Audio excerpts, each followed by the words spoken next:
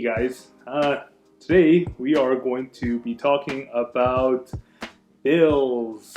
Now, if you don't have health insurance, this may be very, very expensive. So all you kiddos out there who are thinking about riding a motorcycle, by all means go ahead, but just know that if you get in a wreck, it's gonna cost a lot of money.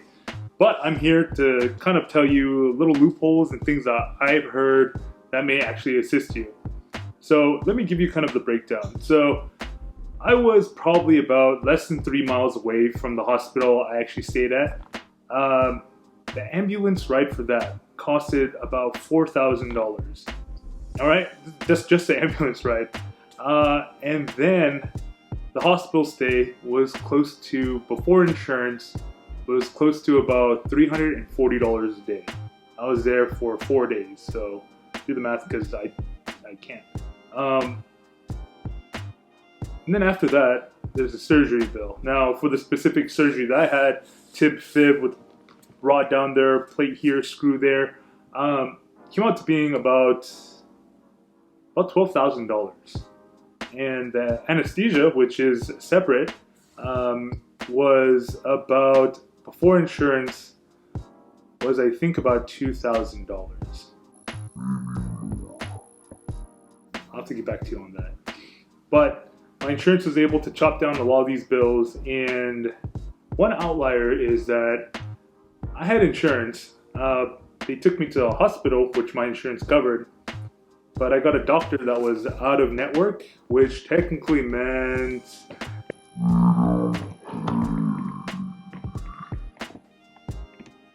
my insurance didn't pay. So that means I get to pay. Now, there's a couple options with this. Obviously, I'm most definitely asking the insurance to review because I didn't have a choice. I was just, I was admitted there. I didn't sign anything. I didn't agree to having a doctor that was out of network. Why would I do that? I just paid for an ambulance ride. Why would I decide to pay more with a doctor that isn't covered by my insurance? That just doesn't make sense, right? So now we're going through this whole process where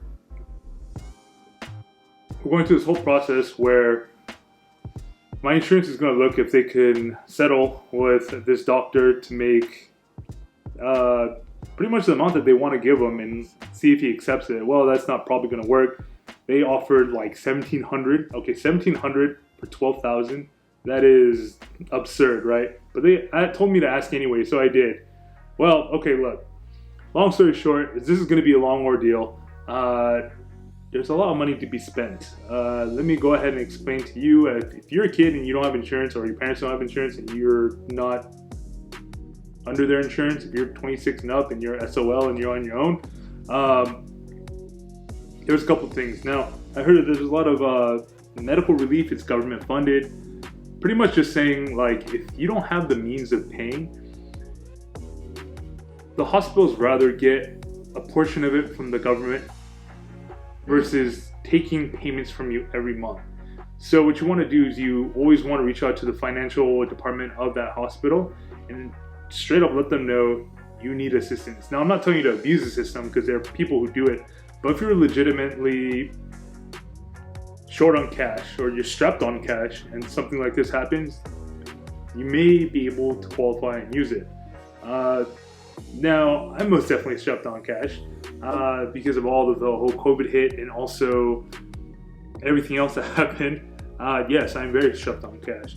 And this is actually my way that's probably going to help me. I'm not sure what's going to happen yet, but I'll most definitely update you on that. Besides that point, did want to talk about a little bit on just the types of exercises I do. I know I did see a comment, someone asking me to know what kind of PT work I do.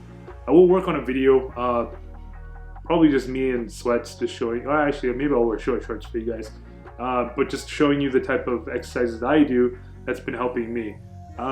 Lately I've been able to walk around pretty freely. I can jump a little bit now. It's still taking it quite easy though, so nothing crazy. What else are we supposed to talk about?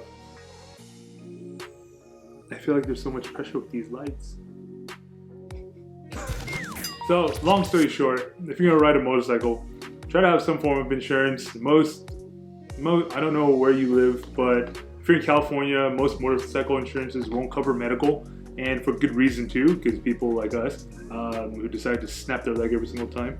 So, in short, if you don't have a type of insurance while you're riding a motorcycle, just know it's not the end all be all, but just be prepared that you may spend a lot of money out of pocket to pay for something like this. It's either that or just don't ride. I mean, if you love it and you can't give it up like me, I mean, I'm still riding. You can see I got a little vest on, my helmet's back there, my gloves back there, wearing my boots, you know. Yeah, just be careful, please. That's all I ask. Just don't let ladders get you, man. They're terrifying. They're all over the place. They're on top of trucks. They're attached to the side of vans. They're at Home Depot. They're just all over the place. Sorry. Yeah, just be careful. Just look ahead, look to the side, scan everything. Everyone's trying to kill you. Literally, everyone's trying to kill you. Everything is trying to kill you when you're on a motorcycle. So don't get complacent. Don't think you're safe, because you're not. It only takes one, and you're screwed. I'm lucky. It was only a leg. So for the rest of you guys, just be safe out there. Oh, something else I wanted to bring up. I'm not sponsored by anybody, obviously, because I have literally just you guys watching. I think there's like 12 of you guys or something like that. But something that helped a lot. I did buy these compression socks on Amazon. They're like copper compression socks or whatever. They're from China, and but I mean, they're all right. I started wearing them yesterday. It's actually helped. It feels pretty good, you know, compared to the compression sock I had. I had sports socks before, and they're good, but these just feel better for what I'm trying to do. I mean, I don't want like super tight compression. I just want enough where there's enough circulation, but tightness to keep like my leg together so it doesn't turn into a giant jelly ball. So it helps. Which brings me to this other point. Without wearing a compression sock, if you're just walking around, standing around, your leg will swell quite a bit. And even you'll notice that even when you elevate it, it won't really go away.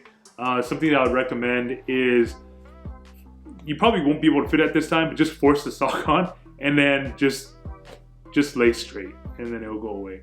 That is something that I learned, or maybe my body's just a little strange. But as soon as I slap that sock on, the swelling goes down instantly. And if I elevate, then my foot gets way too cold with the compression sock. So I would just, yeah, you can do that if it makes you feel better. It's a little bit of advice. Update. For my bike, I bought a butt pad. It is an inflatable butt pad, and it looks weird, but I love it. If you're gonna ride again and your butt hurts, buy this pad.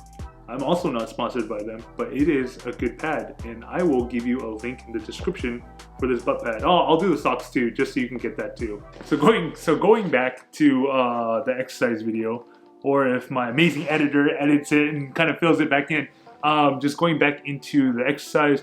Yeah, there's a couple things that I do want to show you guys. So like I said, I'm going to be working on this video. It's probably just going to be a short 20-minute video where I'm going to put you through a circuit of training that I'm doing right now.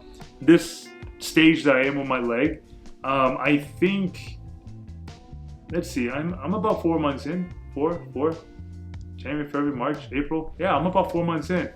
And these exercises have been helping me quite a bit. I would tell you that yoga has helped a lot too. Besides the fact that my toe I think is still broken from the misdiagnosis. But I'm working on it. And there's a couple videos that are on YouTube that I've been following.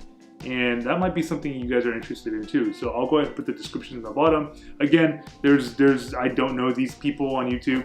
They're just videos I'm watching. It's been helping. But of course, because of your leg, you must modify. And I'll talk about the modifications in my other video where I'm working out. But for the one that I'm actually working out, I will tell you exactly. Maybe I'll do a voiceover on it. I have no idea, but I'll kind of go over exactly what I'm doing, what I'm feeling, what feeling is probably good, what feeling is bad, what I did to hurt myself even more once or twice, probably twice, which put me in a bed again for like 2 days. But besides the point, you do want to move, you want to get stronger every single day. This is like the worst thing you can do. You just lay there, be depressed, and not move. Like, you just lay there. You're not going to get any mobility back, you're not going to get any flexibility back, and you'll most definitely get no strength back. You're forever going to have one skinny peg leg and then one regular leg. Do you want one regular leg and one skinny leg? My goodness. Look at this. If you look at my jeans, because I have no fill out, the seam of my jeans is over here on this side.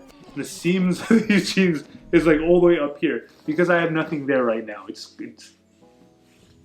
coming, I promise. It's coming. I'm gonna get it back, guys. I'm gonna get it back. But besides that, calves are weird, huh? Calves help you walk. Calves help you jump. Calves used to make me really sad because people would say I have small calves, and it used to hurt my feelings because I worked out so hard to make my calves strong, but people still called them small because the rest of my body was big and then my calves just didn't grow. It's a genetic thing, obviously, but people still said it and it hurt my feelings. I think someone's trying to break in and kill us. No, I'm just kidding. But yeah, calves are good, you know?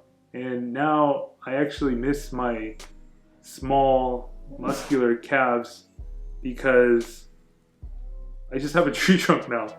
From my knee to my ankle, I just have a stump of meat and there's no definition. I can show you, but I'm wearing jeans right now and my compression socks, like copper Chinese compression socks. So that would take a lot of work. And I'm wearing boots, you saw it already. So I'm not gonna do that. But it's a leg of meat. And I will put a picture on my Instagram so you can see what it looks like and what it used to look like. It's just a hairy piece of meat. And it's also really jiggly, which is kind of depressing. But anyways, that's it for me, guys. Thank you for watching. Again, I probably butchered this video. My editor is the one who does all the work. I am just a face. But till next time, guys, subscribe, like. If you liked it, you don't have to, but if you do, I appreciate you. And I'll see you on the next one.